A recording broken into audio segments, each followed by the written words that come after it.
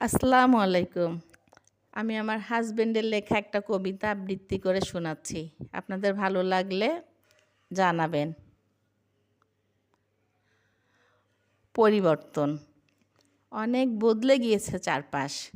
মানুষের চেতনা, বিশ্বাস, আচার-আচরণ সব কিছুই কেমন যেন আমূল পাল্টে গেছে।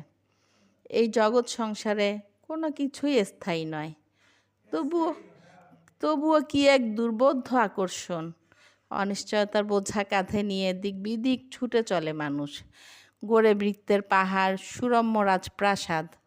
সে ভালোবাসতে চায়, ভালোবাসা পেতে চায়, প্রয়োজনে সে সব কিছু পাল্টে দিতে চায়, কিন্তু নিজেকে পাল্টাতে চায় না কখনো। যেন স্বনির্ভর ও স্বাধীনতা প্রাপ্তিই তার আজন্ম সাধ। আর এভাবেই ক্রমশ স্বেচ্ছাচারী হয়ে উঠছে মানুষ। পাল্টে যায় পরিবেশ, পাল্টে যায় সমাজ।